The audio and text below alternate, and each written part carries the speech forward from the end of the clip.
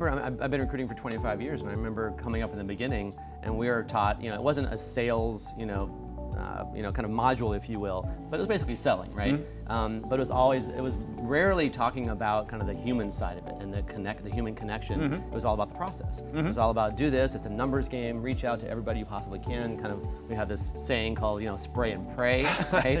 Show up and spray throw as many calls you possibly can, and then pray that somebody calls you back, right? So it was much more around quantity and really not a lot about quality.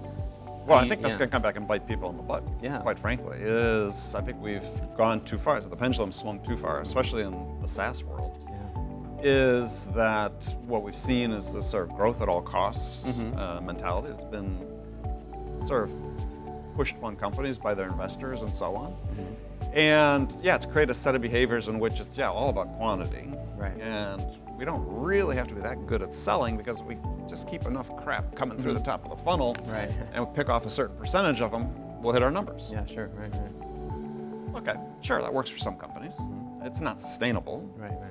but it's also going to be challenged by if the economy turns sour, which seems like there's a high likelihood it's going to, is you're suddenly going to have all these people that are sort of focused on activity having to focus on quality, because if there were, I was telling Chris about this before we started, if there's 10 companies now competing for a fixed pool of dollars, what if you have those same 10 companies competing for 50% of those dollars? Right, yeah. Because Exactly. people are holding back on spending. Yeah. Well, it's those who really know how to execute, they're going to be the ones that win that business.